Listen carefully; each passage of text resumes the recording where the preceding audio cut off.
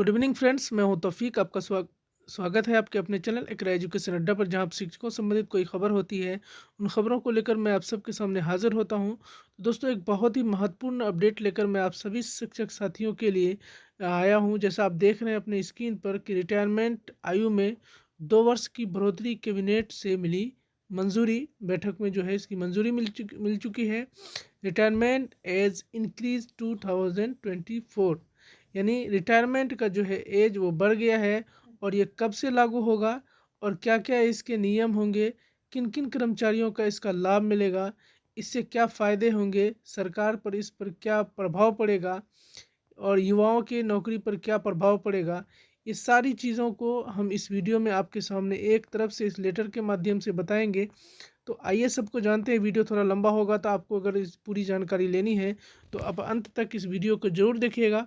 चलिए जानते हैं कि पूरी खबर क्या है। पूरी खबर को जानने से पहले हमारे चैनल पर नए हैं, शिक्षकों से संबंधित कोई भी खबर पाना चाहते हैं तो चैनल को जरूर सब्सक्राइब कर लें, साथ ही साथ बेल आइकन को प्रेस कर लें कि जैसे ही कोई वीडियो डालूँ सबसे पहले उसका नोटिफिकेशन आपको मिल जाए। तो सबसे पहला आप देख रहे हैं कि रिटायरमेंट एज इंक्रीज 2024। भारत सरकार ने यह बड़ा फैसला लेते हुए केंद्र कर्मचारियों की रिटायरमेंट आयु में 2 वर्ष की बढ़ोतरी करने का निर्णय लिया है। इस फैसले में लाखों कर्मचारियों को फायदा होगा और वे 62 साल की उम्र तक नौकरी कर सकेंगे। यह कदम कर्मचारियों के हित में उठाया गया है ताकि वे अधिक समय सेवा दें और अनुभव का लाभ दे सकें। इस फैसले से केवल कर्मचारियों को लाभ होगा बल्कि सरकार को भी फायदा होगा।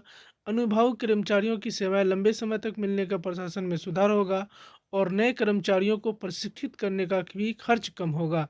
साथ ही पेंशन पर होने वाले खर्च भी कमी आएगी, क्योंकि कर्मचारी 2 साल बाद पेंशन लेना शुरू करेंगे।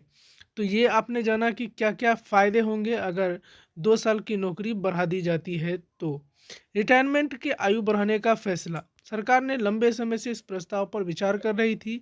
अब कैबिनेट में बैठक इसे मंजूरी मिल गई है और यह फैसला 1 अप्रैल 2025 से लागू होगा। तो इसका फैसला कब से लागू होगा? 1 अप्रैल 2025 से। इसका मतलब है कि 1 अप्रैल 2025 रिटायरमेंट होने वाले सभी केंद्र कर्मचारियों को इसका लाभ मिलेगा। यानी जो शिक्षक अभी या शिक्षक जो भी कर्मचारी हैं, केंद्र के कर्मचारी हैं, तो वो राज्य पर भी लागू होता है कहीं ना कहीं। तो वो 2 साल उनका ये बढ़ जाएगा। योजना का ओवरव्यू क्या क्या है इसमें। ये योजना का नाम क्या है? तो रिटायरमेंट आयु बढ़ोतरी योजना। लागू की तिथि 1 अप्रैल 2025। रिटायरमेंट की आयु 2 वर्ष। नई रिटायरमेंट आयु जो है 62 साल। लाभार्थी होंगे सभी केंद्रीय कर्मचारी और लाभ 2 साल अतिरिक्त सेवा का मौका मिलेगा। तो केंद्रीय कर्मचारी में वो धीरे धीरे वो सारी चीज़ें जो है राज्य कर्मचारियों को भी उसका फ़ायदा मिलने लगता है। रिटायरमेंट के आयु के बढ़ने का कारण क्या क्या है? तो ये जानिए कि जीवन प्रत्याय में वृद्धि। पिछले कुछ दशकों से भारतीयों की औसत आयु बढ़ी है। 1998 में यह 61.4 वर्ष थी, वहीं 2024 में यह 72 वर्ष हो गई है। अनुभवी कर्मचारियों की ज़रूरत, सरकार को लगता है कि अनुभवी कर्मचारियों की सेवा का लाभ और अधिक समय तक लिया जा सकता है। पेंशन बोझ कम करना, रिटायरमेंट आयु बढ़ाने से पेंशन पर होने वाला खर्च कम होगा और कर्मचारी 2 साल बाद पेंशन लेना शुरू करेंगे। प्रशासनिक सुधार, अनुभवी कर्मचारियों के रहने से प्रशासन की निरंतरता बनी रहेगी और काम की गुणवत्ता में सुधार होगा। ये सभी कारण हैं इनके फायदे। उसके बाद आगे है कि किन कर्मचारियों को मिलेगा इसका लाभ। तो सबसे पहले हम लोग ये वाला भी जान लेते हैं। यह फैसला सभी केंद्र कर्मचारियों पर लागू होगा।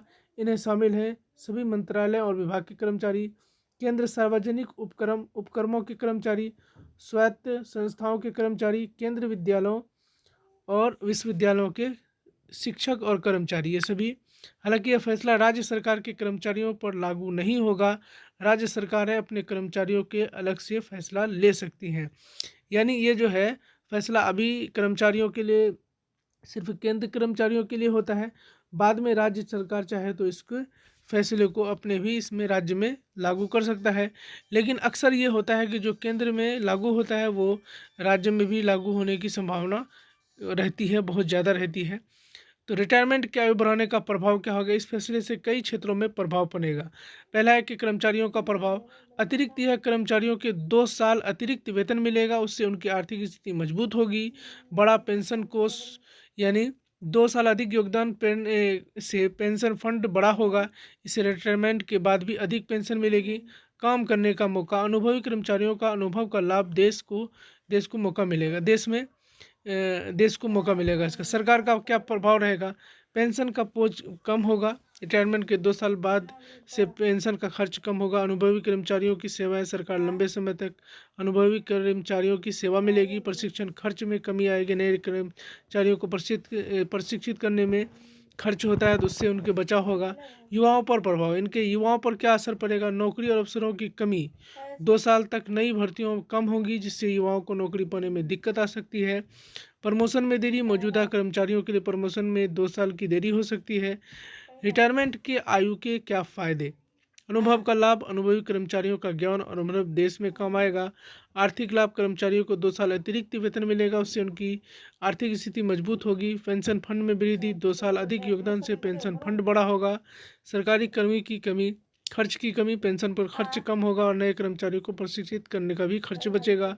प्रशासन निरंतरता, अनुभवी कर्मचारियों के रहने से प्रशासन में निरंतरता बनी रहेगी। तो ये काफ़ी सारी जो फ़ायदे हैं, इसके नुकसान भी हैं, तो दोनों चीज़ों को इसमें बताया गया है। तो आपके लिए जो सबसे बहुत जो महत्वपूर्ण है, वह सभी कर्मचारियों के लिए जो लोग अब यानी जो केंद्र कर्मचारी हैं, अप्रैल में या उससे पहले रिटायर होने वाले हैं, तो उन सभी के लिए बहुत ही महत्वपूर्ण सूचना निकल कर आ रही थी। तो मुझे लगा कि ये जानकारी आप सबके लिए बहुत ही महत्वपूर्ण है, इसलिए मैं आप सबके लिए लेकर आया था। अगर ये वीडियो आपको अच्छा लगा हो तो लाइक और शेयर ज़रूर करें। साथ ही साथ मेरे चैनल पर नए हैं, शिक्षकों संबंधित या कोई खबर पाना चाहते हैं तो चैनल को जरूर सब्सक्राइब करें। चलिए मिलते हैं अगली वीडियो में किसी नए अपडेट के साथ।